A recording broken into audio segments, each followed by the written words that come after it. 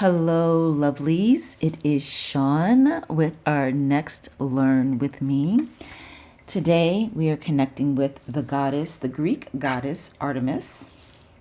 And as you can see, I have put several depictions of her from my various decks here for you to take a look at. I will show you each one individually before we start the deep dive into her. And I say deep dive because if you've been following the series for a while, you know that I go in depth over on my Patreon. If you're not a member, please consider joining. I have so much value that I give you there. I know that's like YouTube speaking. It probably sounds a little cheesy, but it's true. Like there's so many meditations there for you, so many affirmations there for you. In fact, you get affirmations every single day. I call them power affirmations to help you stay aligned and connected in your life. And then you get a tarot reading from me, a collective tarot reading from me once a week, as well as access to the deep dive versions of these courses that we do here on YouTube. So for today, on YouTube, we are going to be looking at Artemis's keywords. We're going to find out more about her background, as I mentioned earlier, and as you probably already know, she is a Greek goddess, but we're going to get a little bit more info around that. And then the guidebook that we're going to be working with today is called The Goddesses Among Us Oracle, and that is this depiction of Artemis right here. So part of what we're doing here on YouTube is I'll also be giving you the Oracle, which is basically the guidance, the general guidance from Artemis, all right? If you are a member of my Patreon community, or if you happen to join it today, we're also going to look at specific messages and guidance from Artemis around love, prosperity, purpose, healing, creativity, and your magic. So all of those, what is that? 1, 2, 3, 4, 5, 6 different areas we're going to get some guidance for you on. And when I say your magic, it's your magical practice, okay? And also over there, we will see ways in which you can work with Artemis more in your life and how to call on her for assistance with your life. And then finally, we'll also look at how you can embody the energy of Artemis. So let's get started with the first part. Actually, no, let's get started with me showing you these various very lovely pictures, okay? This one I don't love so much, so we'll start with it. This one is from the Legendary Ladies Oracle. And it's not that I have a problem with the art style. I wouldn't have bought the deck if I had a problem with the art style. I absolutely love the cartoon-ish. That sounds derogatory, but I don't mean it that way. It's like 2D animation was. Remember the original Little Mermaid? You know, I like that style of art for the cards that are in this deck. I just don't feel like this is a great depiction of Artemis for a couple of reasons. She's a very active goddess, right? She has more of a tomboy energy. Well, at least that's what it would have been called when I was a child. I don't even think that we use that terminology when speaking of women who are physical anymore. But yeah, she's a much more physical being than what this is depicting her as. She's literally doing nothing. And the outfit she's wearing would be hard to do anything in. Like, you know, hunting. She's got the bow and arrows. But, you know, hunting is not just standing still, pointing and shooting. That is part of it. But, you know, there's like traipsing through the forest. Sometimes there's even running involved. She couldn't, you know, rock climb or, I don't know, wrestle, do anything that's active in this outfit. I also don't love the depiction of her ethnically. Like, that's just a white lady. and I get that Greeks are Caucasian technically, but they're Mediterranean. So there is some olive to their skin, olive toned skin. And this looks like a Celtic goddess to me, more so than it looks like Artemis. So that's my least favorite one, and I just realized I started this whole thing off pretty damn negative, and I didn't mean to, but anyway. And the key word that has been ascribed to Artemis here, which I 100% do feel represents her very well, is independence, okay? Now this one I love because she's still feminine, because she is a goddess. She's not a boy. She's not a man. But this is an active outfit. You see that nice long slit on her leg there, or on the skirt of the dress where her leg can come through. So if she needed to run, this girl could run. this looks like if Xena Warrior Princess, who I personally associate with Artemis, and I think, you know, Artemis as an archetype was probably, well, the Amazonians in general were the inspiration for Xena Warrior Princess. And Artemis is the goddess of the Amazons, right? So I feel like if Xena wore a dress, it would be this dress. Except knowing Xena, it would be black, right? But yeah, I absolutely love this. I like that she's got her hair braided, so it's out of the way if she needed to, again, be active or chose to be active, wanted to be active. Yet it still looks very feminine in how it's like framing her face. I'm a big proponent of us being able to be feminine and strong at the same time. And I think that this particular one, which is from the Goddesses, Gods, and Guardians Oracle, does a great job of depicting that. And of course, she's got a stag beside her. And of course, she's got her quiver instead of a bow. She actually has a quiver here for hunting. There's also the representation of the moon because her counterpart in Roman mythology is Diana, and they are both goddesses of the moon, you know. So this is, I think, my favorite. The keyword here is brave spirit. The next one we have is from Athene's Modern Goddess Oracle. And you see, again, the depiction of the moon. The phases of the moon are behind her. You see the strength. The artist that works with Athene to create her decks, because Athene doesn't actually draw or create the artwork herself. She's the author of the guidebooks. This artist has made this Artemis look even more masculine, or look masculine. Like, if you did not know this was Artemis, if there wasn't this swath of long dark hair here, and I guess these boobies too, like just the jawline here and the definition in the arms, this definitely looks like if Artemis was a WWE wrestler, right? Not so much an MMA fighter, but definitely a WWE wrestler. And so this one, again, is also giving a nod to the femininity in the long hair, in the fact that she's wearing lipstick and eyeshadow, in the fact that her breasts are quite, you know, noticeable, and the color of blue. So again, you have the strength and the femininity together.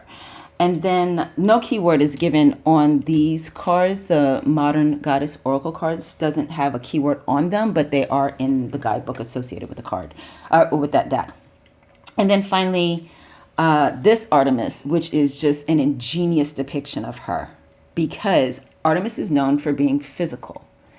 And the deck creator here, and again, this one is the Goddesses Among Us Oracle, so it's the very oracle deck that we will be, the guidebook that we'll be using today, has done many, many things to depict the strength of Artemis, okay? And I will go ahead and give a nod to, since I made a point of its absence in the first one, I'll mention here the olive tone skin. This one does look, it still feels ethnically wrong. She looks a little bit more Latina or Hispanic to me than she does Greek, except for the face. The facial features look very Greek to me, very Mediterranean in particular.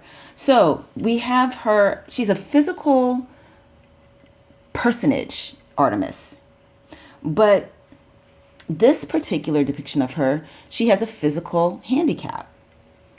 And what they have ingeniously done is they've shown her in her strength, because she is still a physical creature despite having a physical handicap. I love that. There's just so much empowerment in that. And Artemis is a goddess of power for sure. All of the goddesses have some sort of power to them. But again, I feel like she's just, again, I think Xena Warrior Princess. I think Wonder Woman. I think Buffy Vampire Slayer, you know, when I think of Artemis. And so she's got on her athletic shoes. You know, she can be very mobile in that wheelchair. Again, we have, this one has a bow and some arrows over here on the side, you know. The moon is represented in her outfit. She's wearing a skirt and not pants. And yet it's an athletic outfit. Doesn't it look like it should say Nike on it, where that moon is? So again, strength and femininity together. I absolutely love this one. She's wearing earrings. They're long dangly earrings. My favorite kind. And the keywords on this one, did I mention the keyword on the second one? I don't know if I did. The one that I said is my favorite depiction, it's brave spirit, just in case I didn't. And the keywords on this one are intention, focus, and goals. So that's the breakdown of these cards. Typically what I do with these Learn With Me's is I will show you the cards, and then I'll put away the ones that don't go with the guidebook we're using. I'm not going to do that this time. I'm going to try something different. I hope it works for you. I hope you like it. And I'm going to leave them all there. That way, whichever one of these depictions of this wonderful, wonderfully powerful goddess speaks to you, inspires you, you can see her, focus on her, connect with her as you hear about her and her guidances today. Okay. So moving to the guidebook now, as I mentioned, the key words with this particular one are focus, intention, and goals. And in case I haven't mentioned it already, I will put links to each of these decks in the description box here, as well as a link taking you to my Patreon in case you want to join us for the deep dive. All right, so it says, Artemis is the ancient Greek goddess of the hunt and of wild animals, the wilderness, the moon, and chastity. Oh, hence the virginal white that she's wearing in this depiction.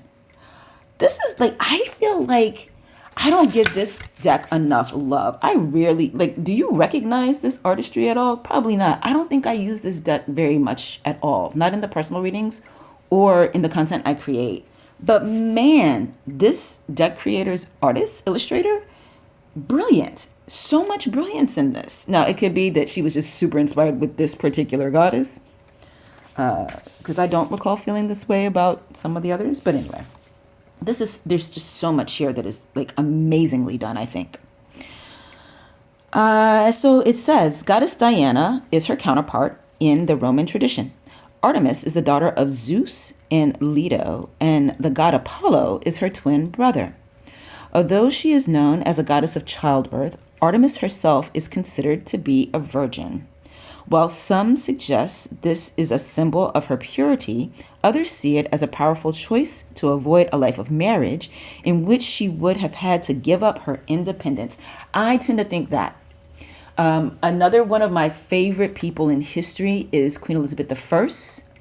She is my absolute favorite person in history. And she made the choice not to marry so she would not lose any of her power as a monarch. And boy, was she a powerful woman. I talk about her a lot. In fact, I think I talked about her in one of the recent tarot readings. But short version, she's the reason England became a superpower and the biggest superpower in the world until America took over. England was not taken seriously because it's a very small, it's a geographically small, landmass, small country. And she defeated the Spanish Armada and made it huge. They just made it the world superpower. But anyway, getting back to Artemis here, our goddess of the day, says here, often depicted with a bow and arrow to symbolize the hunt, Artemis is the goddess to call upon when you need help to focus on your goals and go for your dreams. How wonderful is that to connect together? The idea of hunting, hunting for game, as she tends to be depicted, but also the achieving of goals or dreams, that is also an activity that is hunting in its nature. So the oracle given to us by this deck creator says, set your sights on what you want, show up for your dreams, and make it happen. So yeah, Artemis, I think I'm going to spend a little bit more time with her. I'd be curious to know, is there something that you heard today about this goddess that feels for you like, oh yeah, this is a deity I need to explore more. This is a deity I want to connect with more. This is a deity I can learn from more. This is a deity who I see her traits already embodied in how I live my life, how I think, how I show up, how I speak. That was the recognition for me. I was like, all of this sounds like me to me, And this wasn't even the book that I was using the night that I made that choice around her.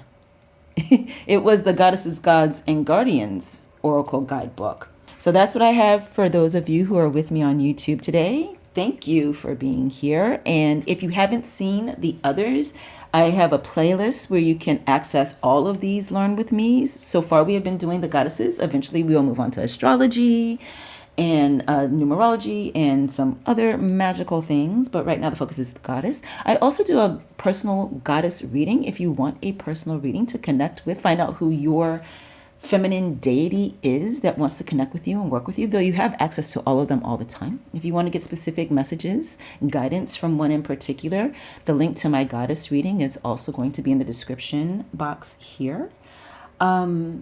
But yeah, thank you for joining me here. Check out the playlist if you want to see more, or if you want to go deeper with us, because we're about to take a look at her guidance for you in love, Artemis's guidance for you in prosperity, purpose, healing, creativity, magic, how to call on her for assistance, and how to embody her energy in your own life. We'll be doing that over on Patreon, so feel free to join us there.